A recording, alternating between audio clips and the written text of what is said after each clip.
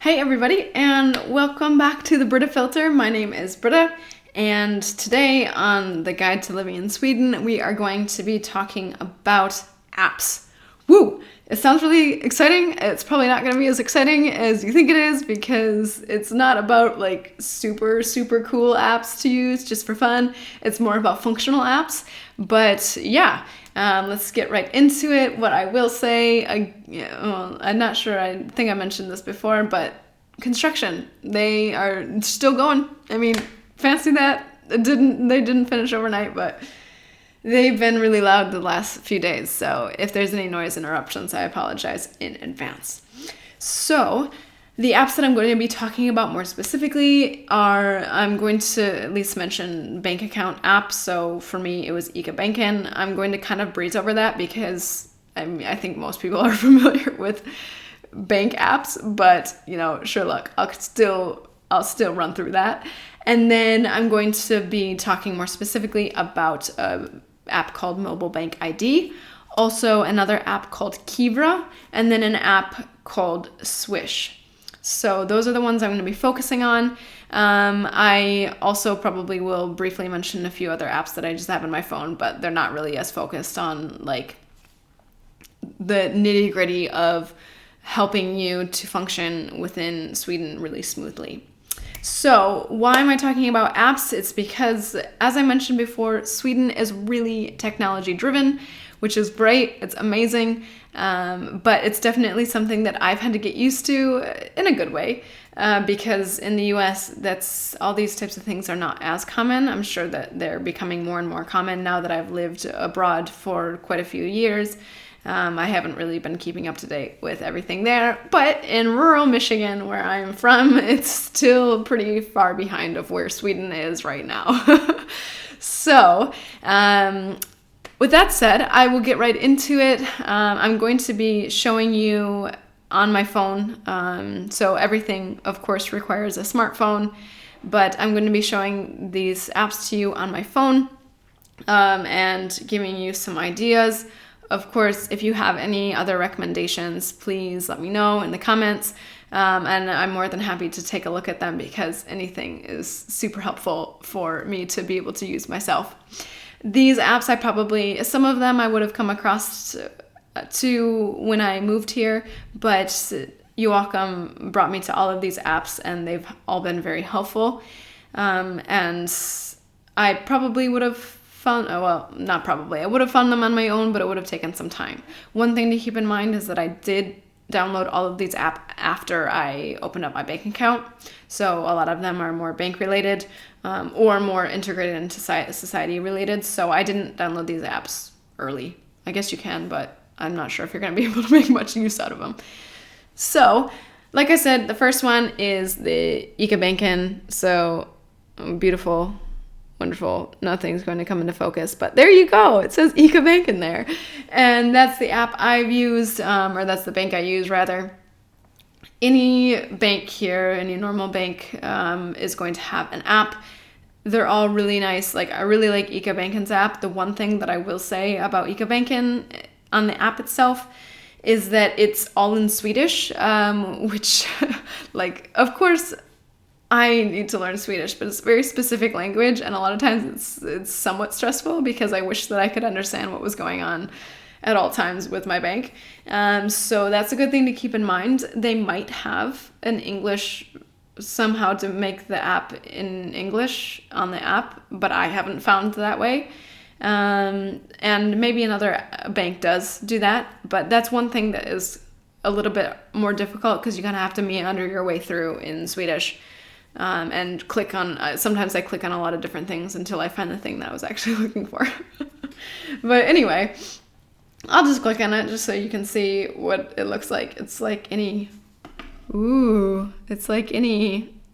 a bank app. Nothing too exciting. But it's handy. I use it quite often. Like I said before, Banken doesn't have any offices, so this is the main way to even do any banking. So it's super simple, super quick, and that's all you have to do with that. Now I'll move right into the Mobil BankID app. So this is something I use really like quite often, regularly. Maybe not every day, but a few times a week. Now, BankID is essentially an electronic identification. So BankID itself has two different ways to identify. It's either on your laptop, so on a computer, a device, or it's on a mobile device. So I use the mobile device, and mine is, so it's the Mobil BankID, but I actually don't have the one on my laptop yet. I do want to put that on there at some point, but I just honestly haven't gotten around to it. I have only used the mobile version. Essentially, I want to get it on my laptop because it's for a backup security in case something happens to my phone. I know that if you try to put, I'm not sure if it's both, like if you try to put two laptops and two mobile devices, or just like two mobile devices, you do have to pay for the second, from what I've read. But if you just use one, so if you have one mobile phone and if you have one laptop that you use, then you shouldn't have to pay anything extra to use the BankID. Essentially, like I said, it's a way to electronically identify yourself. And the way to set up an account is through your specific bank. I think that most banks allow you to use Mobil BankID. I think it would have to be a pretty small bank somewhere in Sweden in order for them not to have Mobil BankID. But all you have to do is go into your bank, into the website, and then go and apply for this service. So the process for me on ICA Banken was, if you go into the ICA Banken website and you go into the customer service options, then there's something for Mobil BankID. And then when you click on that, it will first bring you up to a sign in with your Mobil BankID. You're like, well, I can't sign in for the application for the Mobil BankID if I don't have a Mobil BankID. So there's another option to go into a card reader or an identification. This is what I used. It says ICA Banken on the top. You will get this through your bank. This one automatically came to me, so I didn't have to order it or anything. But how this works, this one was like the personal something or other. And it's just a way that you can type in PIN codes and be able to identify. So I don't know actually how it works because that's my scope of technology. But anyway, you need to have one of those. If you try to, at least with ICA Banken, if you try to apply for the Mobil BankID, then it will not allow you to do it without one of these. So make sure that you have one. The other one is one that you can put a debit card in. The only reason I was familiar with this is because I used one in Ireland. I had never used one in the US, so I'm not sure if they use them somewhere in the US. But if you've never seen one of these before, then they might look like this, which is really thin.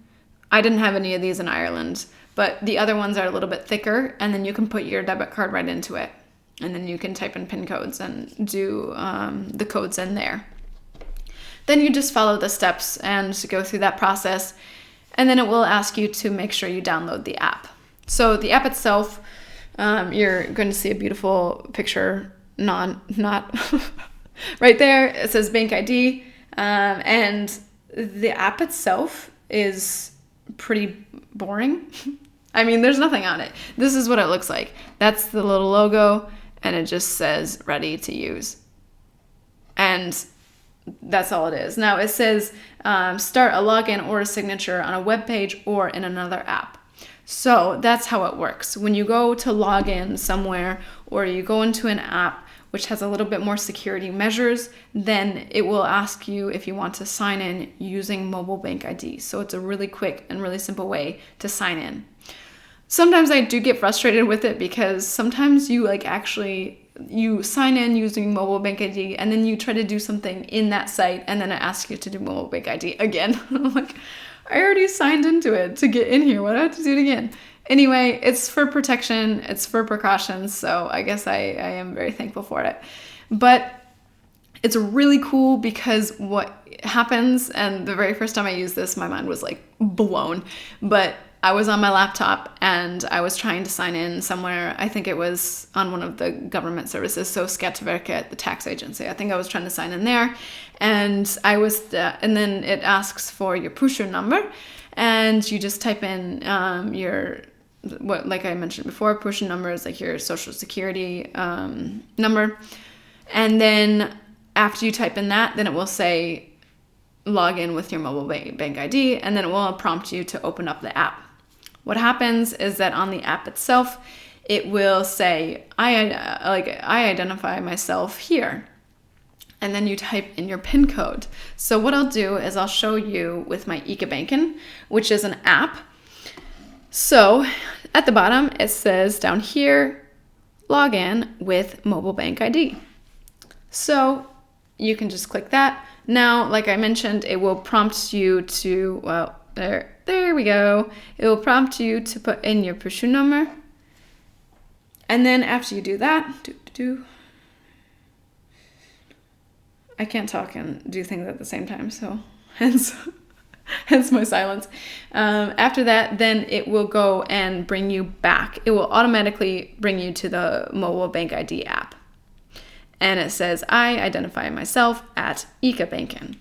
So when you first download ICA or mobile bank ID, you will have to put in a PIN code or choose a PIN code.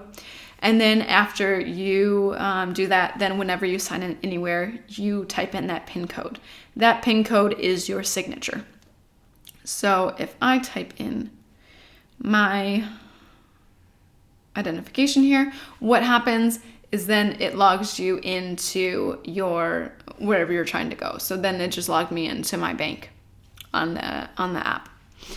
It's super simple, super easy, and like I said, I use it all the time. A lot of different apps and a lot of different sites use mobile bank ID, and there's other ways that you can sign in and you can use other methods, but it's definitely a very secure way to do it. It's also a very quick way to do it. And it's really cool to be able to do it on your laptop and then have it on your phone. One thing I will say is that like sometimes I don't know, or I like sign in somewhere on my laptop and then I'm like, oh my gosh, where's my phone? And I have to like go run to go get my phone and then come and make sure that I type in my security code. I'm not sure if there's a time limit, but I always just get worried about that. So that's how the mobile bank ID works. Like I said, there is a laptop version. I've never used it, but it's the same type of thing where you can identify yourself there, typing in a PIN code or some sort of code, and then being able to log it in. So I'll move on then to an app called Kivra. Kivra to me is like slightly an enigma. It's kind of confusing. Well, it's not confusing. It's just like I don't quite know all of its powers yet. Still getting to know it. But essentially, it's an inbox for important mail. I'll word it that way. That's probably not a great way to word it, but it's a simplistic way to word it. This is what it looks like. I know that you can't really see. What I'll do is I'll include the little icons as well. But it's just lime green, bright green with the word K or the letter K on it. And this is what it looks like. You get a nice little penguin jumping out of a cardboard box. But look, as you'll notice down here, it says login with mobile bank ID. So that's one of the examples of, another app that you would use mobile bank ID to log into. So here I'll be getting a lot of electronic mail from government. So things like the Skatteverket with taxes, Arbetsförmedlingen with right now with employment services, and different things like different companies will be part of the Kivra network. So bills from electricity companies, other things like that will use Kivra, and you will be getting all the important identification mail from them there. Basically how it works is, say that I want to use a certain electricity company, I sign up with them. They're part of Kivra. They find that I am also part of Kivra. So then instead of sending me paper mail in the mailbox, then I get the electronic mail. Now, Kivra is connected to my email account. So I use Gmail. It's connected to my Gmail. So when I open up my Gmail, sometimes I'll get notifications from Kivra saying, hey, you just got a piece of mail from Skatteverket. Now, it doesn't say anything more than that. It just says if you want to read it, then you please log in. Then I go and I log into Kivra and I can read that letter there. It's environmentally friendly. I really like it because when I get paper mail, I do misplace it. Not always. I'm just not a perfect person. Sometimes I just throw it on the table and then things pile on top of it and then it's just out of sight, out of mind. So I do like having the Kivra app because I can do that. You also can use it for things like receipts, like storing receipts electronically, and also paying bills. That's kind of the enigma part that I have not used yet. I know you can use that. What I'll do is in the description, I'll include the link to Kivra, the website, because they actually had a pretty good website that had a lot of that broken down. I won't do the Mobil Bank or the BankID website though, because the information was not great. So that is Kivra in a nutshell. It's not something that I use regularly. I only use it when I get a notification, but it's definitely helpful to have and really handy.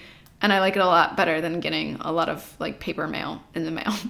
So anyway, that's how that works. And the last thing I wanted to talk about was Swish. Swish is really cool. I love it. I had never heard of it in Ireland. It might be there. I'm not too sure. I know they have a different solution as well.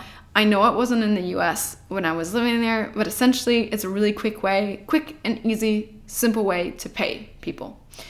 How it works. Well, first I'll show you what it looks like. Kind of. I'll show you the symbol later. I don't know why I have such a hard time with this. Swish is right there. And essentially it is connected to my bank. So here it says Swish, and what you'll see is at the top it says ICA-banken. So this would probably look different, of course. Well, I hope it would look different if you had a different bank.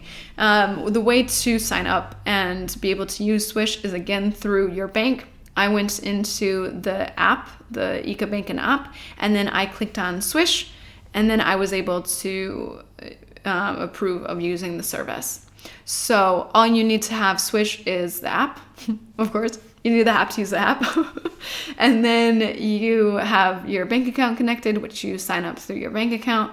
And then you need to have a phone number. So, I mean, if you have the app, then that means you have a phone, which means you probably have a phone number. Anyway, that's all you need in order to use Swish. Ways I have used Swish is, say that I know that Joachim does this quite often with his friends, is that normally one of his friends will foot the bill, or he will foot the bill, and then they'll all pay each other back via Swish. It's immediate, super quick, like I said, super simple, and it's a great tool. So instead of trying to split things, then you can just have one person pay, and then the other people pay that individual. Also, street vendors, different places will also accept Swish, which is really handy. I know that one time, like I was at, there was a festival downtown in Stockholm, and I tried to use my card, and for some reason it was just their system wasn't working, and it was just thinking. And I was like, okay, look, just forget that, do you have Swish? And then she did, so I just swished her the money, which, boom, she got a notification. That was all paid. Done. Simple. So all you have to do is, when you use Swish, is just click Swish. Click Swish. And then what you'll see here is recipient, the amount, and the message. And that's all you need. What happens when you click on the recipient on the plus, it will bring up all your contacts. So that's how it works, is it brings up your contacts, and then you can pay people through there. Now, if it's a random street vendor and you don't want to save their number, then all you have to do is type in their number. So it just works with a phone number. Now, the receiving end has to have Swish. So if you try to send money via Swish to somebody who does not have Swish, then it will just say payment failed. Like, it just won't work. So that's one good thing to keep in mind. if you are with friends and they're like, oh yeah, I'll just Swish you. And you're like, wait, no, I don't have Swish. Yeah, it's not going to work. But it's really been helpful. Again, like when I do Swish, Mobil BankID, like that's how I do it. It brings me right into the app. I just have to verify with my signature, PIN code, and then it's done. Automatically taken out of my account, and it's automatically sent to the others. So really helpful. These apps have been so great within like trying to figure out how to make life easier. I know that these are all things that I could have discovered on my own, but it's been really helpful to have you all being able to walk me through those things so that I can use them, because I've used every single one of those things, and something I wanted to pass on to you guys.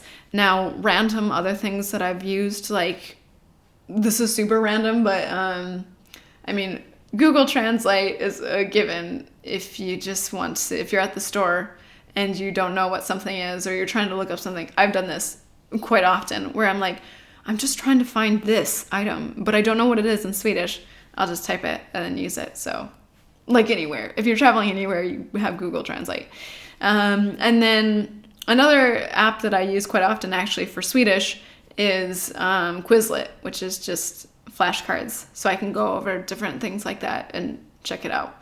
In terms of like more functional things, I know that they have other apps for things like healthcare. So you can always check those types of apps out. Sweden is very forward thinking when it comes to those, like anything app wise, what they can do on an app. So I'm sure that there's a lot of other things that I missed, but this was kind of like a beginner's guide to like some really helpful apps to have right off, out of the, I was going to say off the get-go, but I feel like that wasn't a thing. So then I regretted it, but you get what I mean. But with that said, I'll leave it off at that. And next week, I don't know what we're going to be talking about, but it will be a surprise. I'll have a think over the weekend and decide what is the next step in the guide to living in Sweden. But I hope everybody is healthy and staying safe in these times right now. And if you like have any questions, comments, anything that you want me to talk about, please let me know. If you have subscribed, thank you. And I hope to see you guys back again. Have a wonderful rest of your day, whether it's Wednesday like it is here or any other day of the week. And I will be back next week around this time to do another video.